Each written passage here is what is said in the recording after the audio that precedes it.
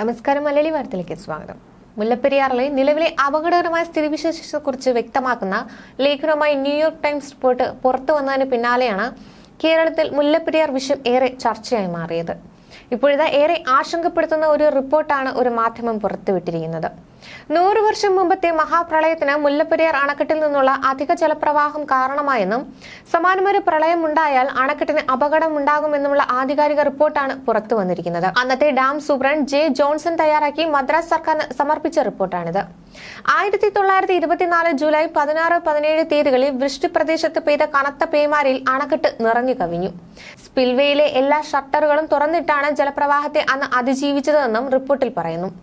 1924 July 16 വൈകിട്ട് 5:30 മുതൽ 17 രാവിലെ 10 വരെ 10 ഷട്ടറുകളും തുറന്നിട്ട് സെക്കൻഡിൽ 89,217 ഘനയടി ജലം ഒഴുക്കിയിട്ടും അണക്കെട്ടിലെ ജലനിരപ്പ് താണില്ല.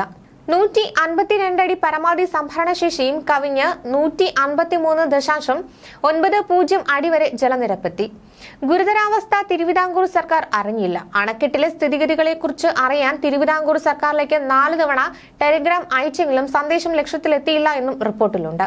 അണക്കെട്ട് തുറന്നുവിടേണ്ട സാഹചര്യമുണ്ടായാൽ തിരുവിതാംകൂർ ചീഫ് സെക്രട്ടറി, കോട്ടയം ദിവാൻ, പെഷ്കാർ, തിരുവിതാംകൂർ ചീഫ് എഞ്ചിനീയർ, കൊച്ചി ദിവാൻ, ദേവികുളം കമ്മീഷണർ എന്നിവർക്കുൾപ്പെടെ 11 കേന്ദ്രങ്ങളിൽ മുൻകൂട്ടി അറിയിക്കണമെന്നായിരുന്നു മുല്ലപ്പെരിയാർ പാട്ടക്കരാറിലെ വ്യവസ്ഥ. 1924 സമാനമായ രീതിയിൽ പ്രളയമുണ്ടായാൽ മുല്ലപ്പെരിയാർ അണക്കെട്ട് അപകടത്തിലാകുമെന്ന് സൂചിപ്പിക്കുന്ന മറ്റൊരു റിപ്പോർട്ടും ഇതോടൊപ്പം പുറത്തു വന്നിട്ടുണ്ട്.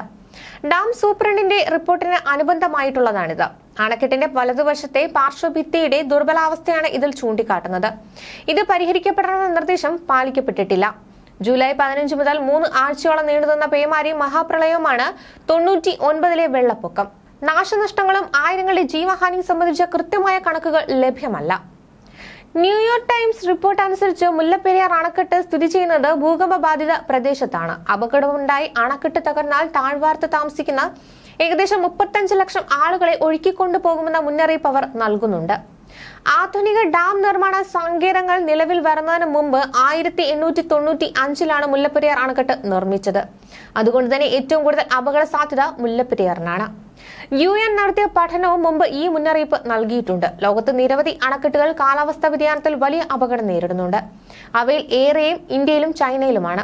അതിൽ തന്നെ ഏറ്റവും അപകടകരമായ സ്ഥിതിയിലുള്ളതാണ് മുല്ലപ്പെരിയാർ അണക്കെട്ട്. ഈ അണക്കെട്ട് എപ്പോൾ വേണമെങ്കിലും അപകടത്തിൽപ്പെടാം. മുല്ലപ്പെരിയാർ അണക്കെട്ടിന് 129 വർഷത്തിലേറെ പഴക്കമുണ്ട്. പ്രത്യക്ഷത്തിൽ തന്നെ കാണാനാകുന്ന കേടുപാടുകൾ മുല്ലപ്പെരിയാർ ഡാമിന് സംഭവിച്ചിട്ടുണ്ട്. മാത്രമല്ല, ഭൂകമ്പ സാധ്യതയുള്ള പ്രദേശത്താണ് മുല്ലപ്പെരിയാർ അണക്കെട്ട് സ്ഥിതി ചെയ്യുന്നത്.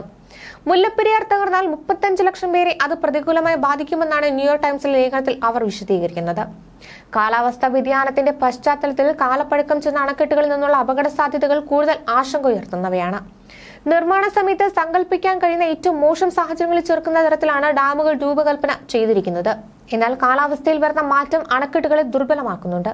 അണക്കെട്ട് നിർമ്മിക്കുന്ന കാലത്ത് നൂറ്റാണ്ടിലൊരിക്കൽ കണക്കാക്കപ്പെട്ടിരുന്ന വെള്ളപ്പൊക്കം, പ്രളയം, വരൾച്ച തുടങ്ങിയവയുള്ള കാലാവസ്ഥാ സംഭവങ്ങൾ ക്രമാനുഗതമായ വർധനവോടെ സംഭവിക്കാൻ തുടങ്ങിയിരിക്കുന്നു.